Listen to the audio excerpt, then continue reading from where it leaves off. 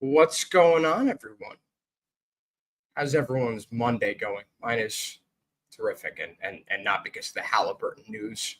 Uh, it's going well. Good day. Good day. It's beautiful out. Way too hot. But listen, the NBA season is over. It's time to discuss what happened, what the end of the season, how that went, means for the Knicks. Of course, we're going to get into the implications and the what to look for going forward because of Tyrese Haliburton's injury. If you missed it, not a surprise whatsoever. Tyrese Haliburton has torn his right Achilles. I don't want to be like that, but I did call it before the game. I said Tyrese Haliburton might tear his Achilles in this game. We've seen it happen now time and time again. Almost every single Achilles injury has happened with that player having a calf strain. Aaron Rodgers, if you remember what happened in training camp, he had a calf strain, goes out there in week one on the fourth play, tears Achilles. Damian Lillard playing through a calf injury, tears Achilles. On and on. Kevin Durant playing through a calf injury, tears Achilles. I think this injury is going to start being looked at differently than what we've seen in the past. I understand Tyrese Haliburton playing. There was no chance that he wouldn't have played. Even if the medical staff's like, listen, we highly advise against it, he still would have played. He is a large factor in what the Pacers were able to do.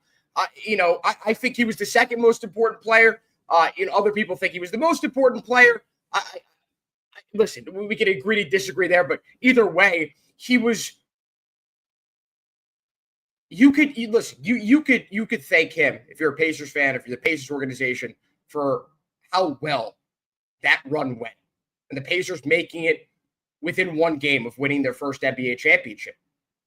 And you hate to see what happened last night. I think we were in for a classic with Tyrese Haliburton hitting 3 threes, which actually ended up being the most threes that anyone hit last night, even though he got injured 5.5 minutes into the game. We saw what happened. We saw him go down in pain, in agony. It looked an awful lot like what we saw with Jason Tatum, in which both players immediately knew. And you saw it in their immediate reaction. It wasn't necessarily that they had a lot of pain, but they both knew that they're going to be out for the next year. Haliburton's injury, obviously different from Tatum's injury, in the fact that Haliburton's injury came 5.5 minutes into the most important game of his career, in which he was playing extremely well. I think there's no doubt in my mind that game would have went differently if Tyrese Haliburton doesn't get injured that early on in the game. You hate to see it. As someone who didn't really have a dog in the fight, yes, I was rooting against the Pacers because the Pacers knocked out the Knicks. Tyrese Haliburton extremely disrespectful after game one. You're doing the choke sign last year after beating a depleted Knicks team, wearing that sweatshirt that he wore after game 7. Not to say he deserved it, but Knicks fans don't really have any remorse for him. You feel bad for him as a human being, as a person who worked that hard to get to that point within one game of winning an NBA championship on a team that for 3 straight series in a row was given no chance to win any of them. So, it sucks. It really sucks that happened. And I'm not going to sit here and tell you that I was happy. Like it is what it is. He got injured, and now he's going to be out for the entire year next year.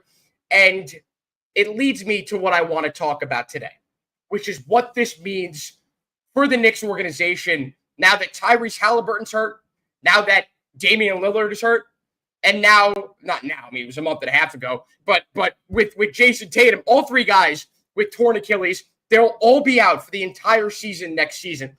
And the Knicks, now in the sports books, have the best odds to win the Eastern Conference. And the second best odds, or the third best odds, I forgot exactly what it was, to win the NBA championship. So here we are. June 23rd, the NBA season is over, and now we can finally look forward to what comes next. It's been at the forefront, all this Knicks news with what they're going to do with the coach and what other moves they could possibly make, who was behind the coaching change. here we are now. Like the season's over. Now this is going to be at the forefront. It still was, with the NBA Finals starting, I think the same week that Tom Thibodeau got fired. Hold on, give me a second. It's so hot. I had to move my fan closer. I mean, it's 1,000,000 degrees out. I've got the AC pumping and I'm still sweating balls. I digress. With what happened last night, it opens up the East that much more. The Tatum injury was one thing. You think the Knicks, okay, they have the second or third best odds to win the Eastern Conference Finals, and the Pacers, are they going to be the same team next year? Will the Knicks improve? Will they learn a thing or two? Will their new coach help them get past the Pacers? Now they don't have to face the Pacers. Now they don't have to worry about that. And you're going to see throughout this offseason, nothing is set in stone at this point. You've heard it from 1,000,000 different talking heads. Windhorst, Shams. This could be the craziest offseason that we've ever seen in the NBA. It's June 23rd. Within the next week or two, the entire landscape of the Eastern Conference could be changed. The Pistons could add a major player next to Cade Cunningham.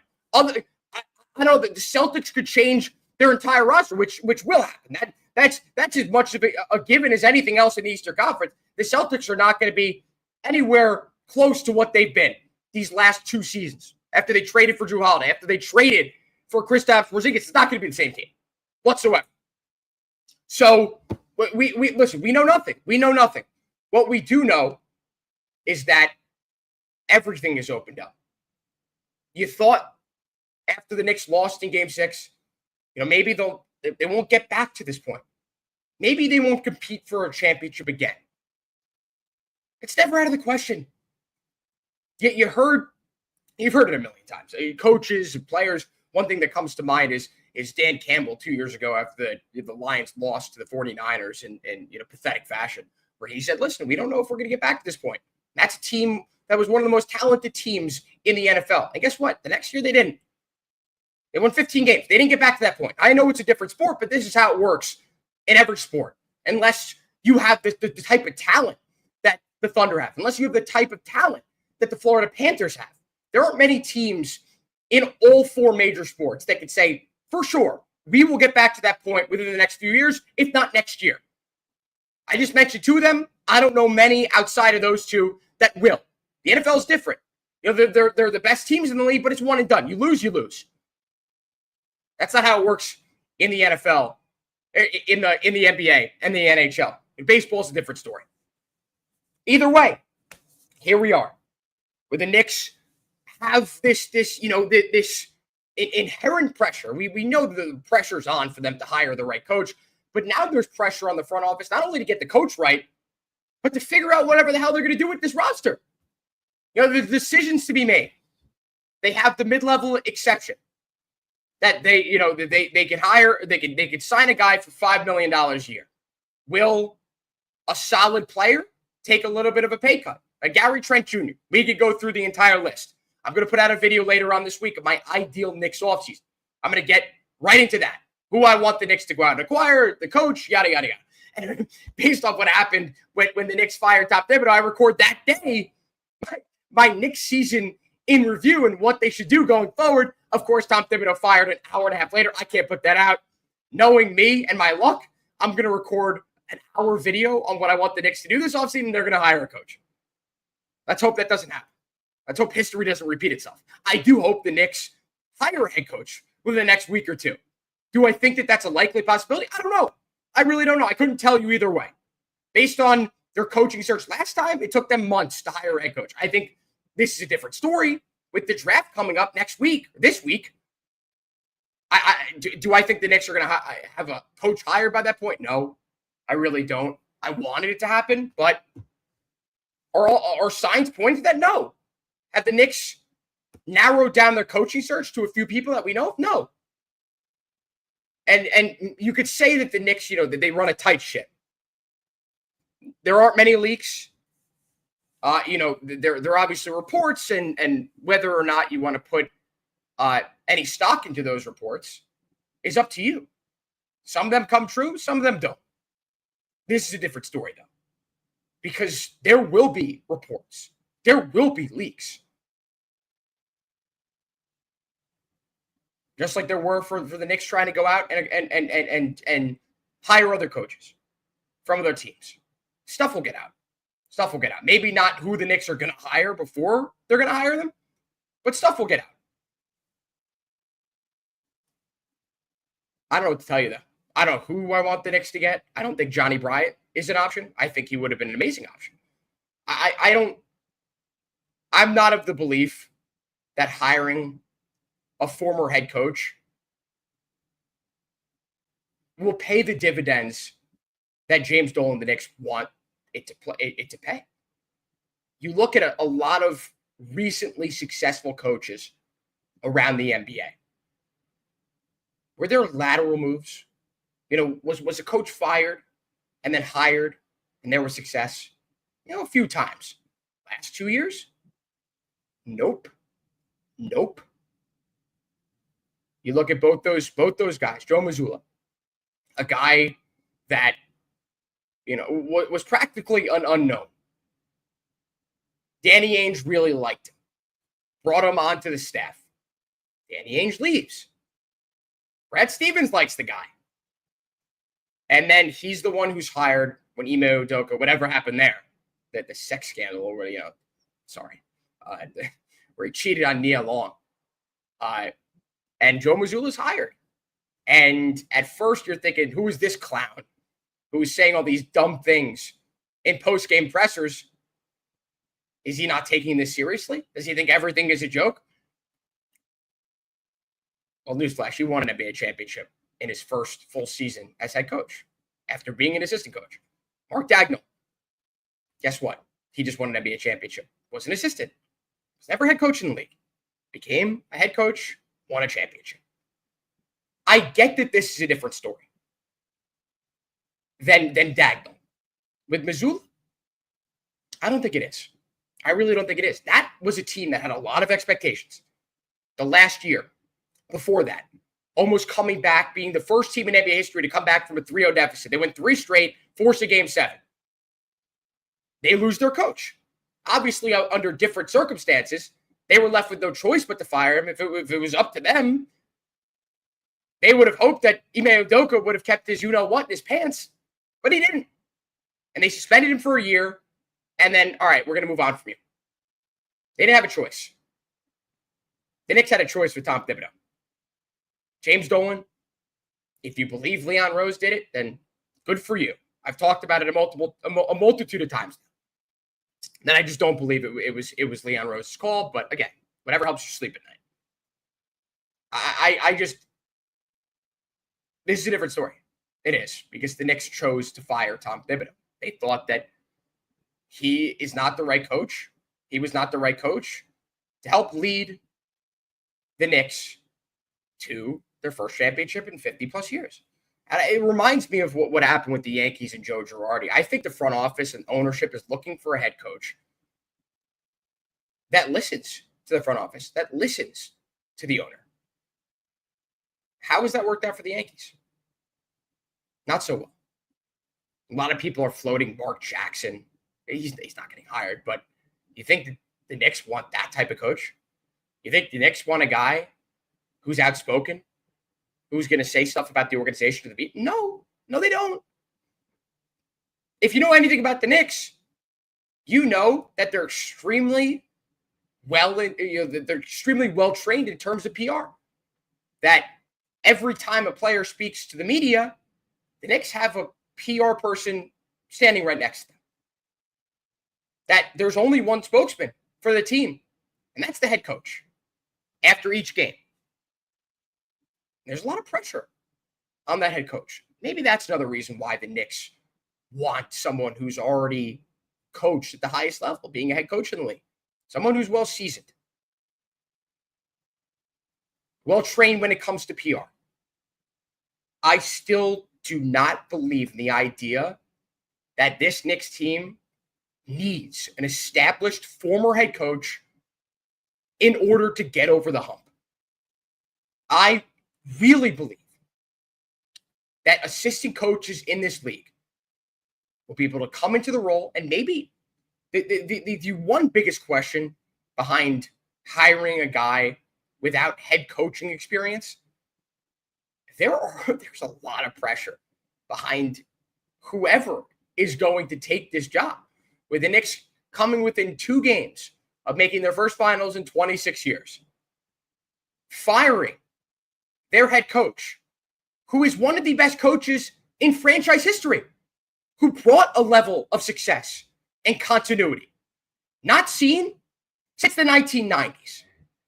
Even the Knicks of the early 2010s with D'Antoni and the Woods, how many successful seasons did they have?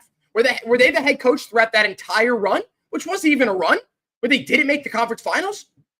Tom Thibodeau was the best coach, the best Knicks coach since Jeff Van Gundy. And the Knicks just fired him. That next head coach is going to come in and face expectations. I don't think this hyperbole in saying this, that no head coach hire has faced. I think this is way above what Missoula faced. Boston is different than New York. I understand it's number 2 or number 3 in terms of hardest markets to be a coach in. New York is head and shoulders above any other market in terms of the pressure, in terms of the media scrutiny, in terms of the impatience from the fans. And obviously this is a different story with the Knicks finally becoming successful. 5-6 years, yes, there was the pressure, but it's not like the Knicks had any expectations. There are expectations now. That's the one question mark behind hiring a guy who's never been a head coach in the league. I get that. I understand the Knicks' concerns with that. And I understand that might be the reason why they've only interviewed former head coaches. And it might be the reason why all the reports have signaled that they don't have any interest. I'm not going to say any interest, but they have little to no interest in assistant coaches around the league. But you look at other teams, and I just don't know if there's a formula that you need to follow in order to be successful, even if you have expectations. Because let's say you bring in Johnny Bryant. You think the Knicks are going to allow him to come in and not hire an established former head coach as his associate head coach? No, absolutely not. I understand if you give him the job and he is free reign, he can do whatever the hell he wants. I think that with the amount of pressure that a Johnny Bryant would face, he'd be extremely idiotic in not hiring someone who has run an NBA team before, who has faced the pressure in the media, who knows how to win in the league.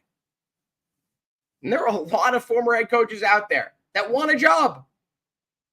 And it's not like other teams are looking. I mean, listen, I don't know if other teams are looking to shake up their assistant coaches. I think some of these guys will be hired. We saw Kenny Atkinson get hired, Terry Stotts, a lot of former head coaches in the league. They've gotten hired. I don't know. I'd like to see a Sam Cassell brought in. I'd like to see Johnny Bryant. I'm not too into the idea of hiring a former head coach. But this is the most consequential coaching hire since Aaron Boone, right? I mean, I guess you could say the Nets with the expectations they faced in 2021. I'm talking about New York-based teams because, the pressure is not the same in other places. I guess you could say the Celtics a couple years ago with Missoula. I just think New York, in terms of, again, the media scrutiny and all the pressure that comes with being a New York-based team, it's just different than any other team, than any other city in all the sports. So I think that this rivals the Aaron Boone hire. It rivals the Steve Nash hire. Like, this has to go right. What are the Knicks going to do? Hire some guy on a 5-year contract? And the Knicks suck next year and then fire him again? Then James Dolan is paying out $15-20 million a year to coaches that are not coaching? That's not happening. That will never happen. So the Knicks obviously face a lot of pressure with whoever they're going to hire. That's the one question going into this offseason. The other one is, what the hell are they going to do with the roster? Do they really believe this current iteration of the New York Knicks is good enough to win the Eastern Conference Finals and then compete against a team like OKC. And who knows what the hell they're going to do. Like, will they keep this roster together? You know, the core of the roster. They will make moves in terms of bringing in veterans, in terms of bringing in shooters. They need a couple shooters off the bench. We saw how desperately the Knicks needed any sort of a spark from Landry Shamet off the bench because they had no shooting. Besides Brunson and besides Cat who can't create his own shot. You know, he's a catch and shoot guy, but, you know, when he was only taking 4.5 threes, like, how much can you rely on him to be a volume three-point shooter? The Knicks need a volume three-point shooter. I'm Malik Beasley.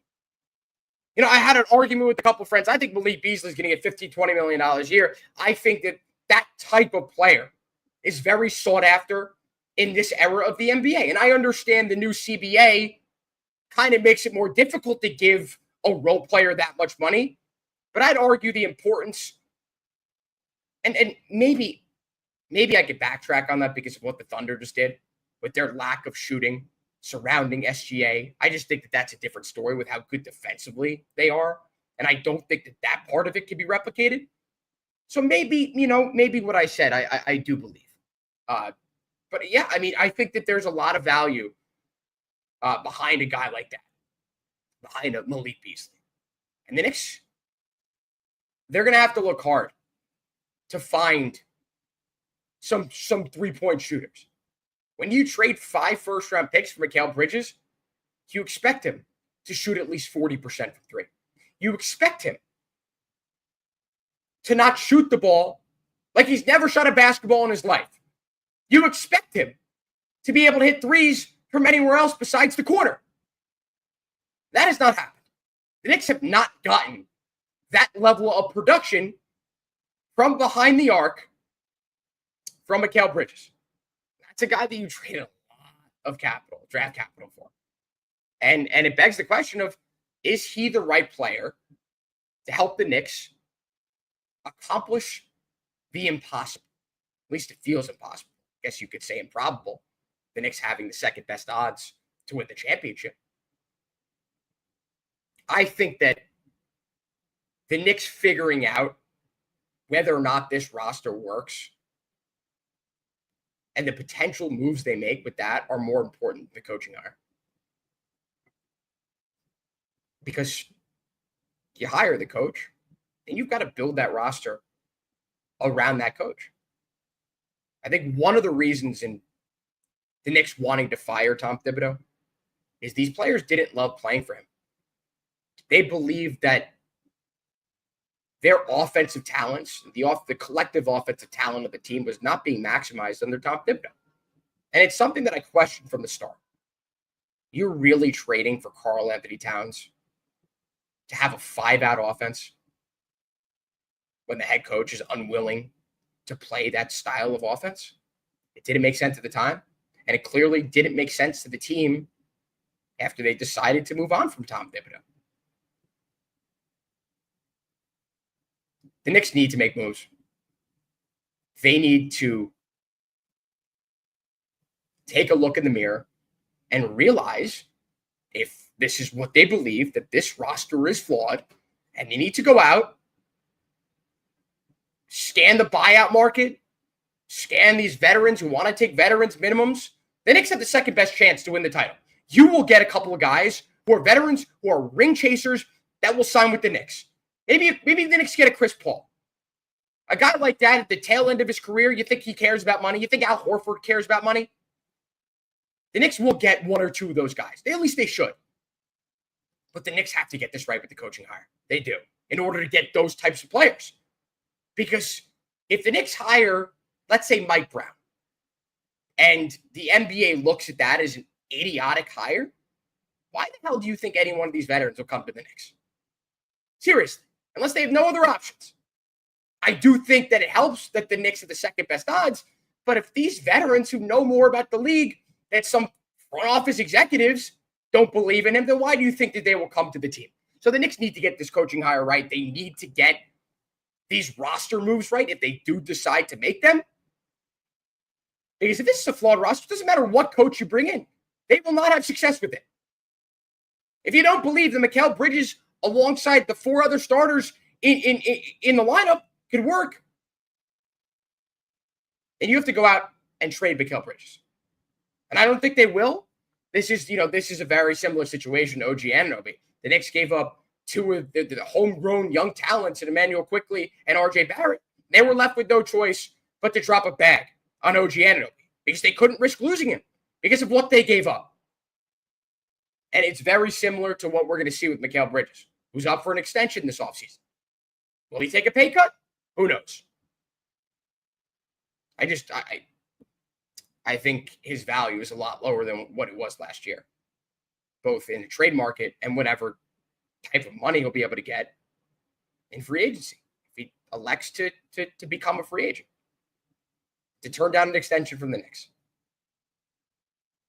Is that really the type of player that you thought he was going to be? No, he wasn't. Because he couldn't shoot the 3. And he's not big enough. He's not strong enough to guard. And he's not quick enough to guard these quick guards, to guard the forwards that he's going to have to switch on. And Anunoby could do it. Bridges proved time and time again he was incapable of that. Even Cade was destroying him down low. Couldn't stop Jason Tatum. Even Jaylen Brown. Off ball, he's a maniac. He's unbelievable. In the passing lanes, he showed at least at the end of that Pacers series that he's better than what we all thought at getting over screens, getting under screens, getting through screens. But there are a lot of unanswered questions that will hopefully be answered within the next week or two. And again, as I said, I'll be putting out my ideal Knicks offseason where I'll look at potential targets, both in the trade market and in free agency. So, I don't, this is more just like my general thoughts. Tyrese Haliburton, if you missed it, I talked about that injury and what that means for the Knicks and the Eastern Conference being even more wide open than it was after Tatum's injury. Like, I'm not getting into this, but this is, the best chance going into a season the Knicks have to win a championship in a very, very long time, since the 90s. So the expectations are obviously through the roof.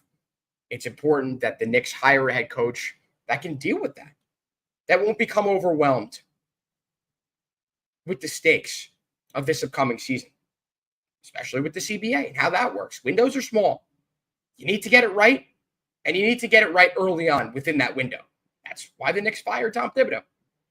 Under a different CBA, I don't think Tom Thibodeau's fired. And maybe James Dolan just hated him and would have fired him anyway. But I think it made a lot more sense to fire him with how difficult it is to build a roster than if that CBA wasn't in place. So, the Knicks, this is the most important offseason they've had, maybe in franchise history. I don't think that's hyperbole, considering the fact they haven't won in 53 years now.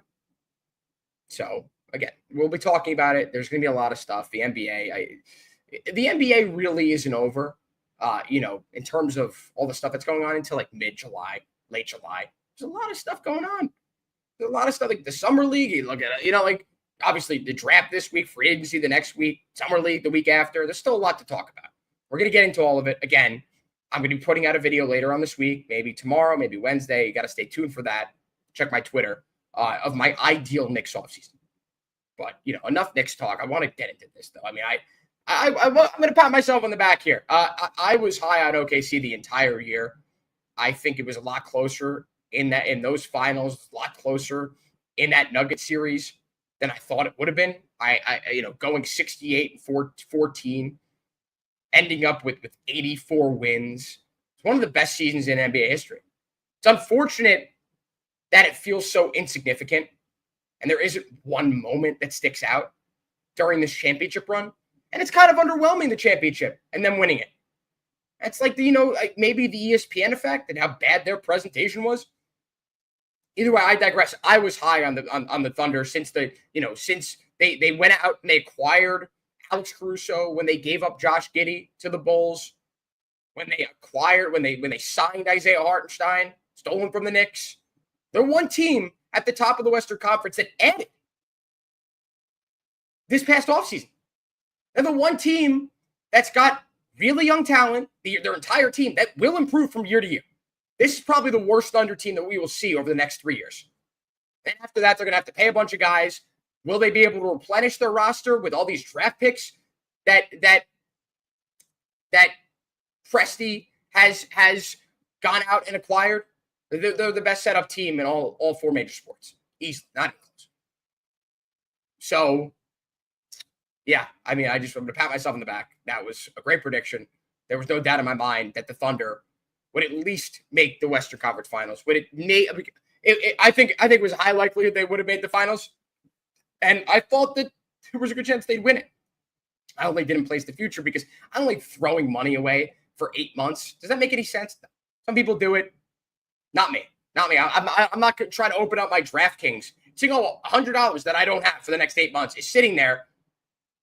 I could end up losing it in 8 months. I could have spent it on a bunch of sandwiches.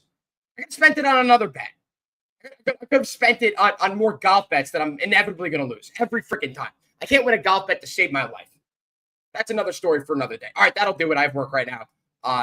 Again, extremely important offseason for the Knicks. Going to be continuously talking about it. So stay tuned.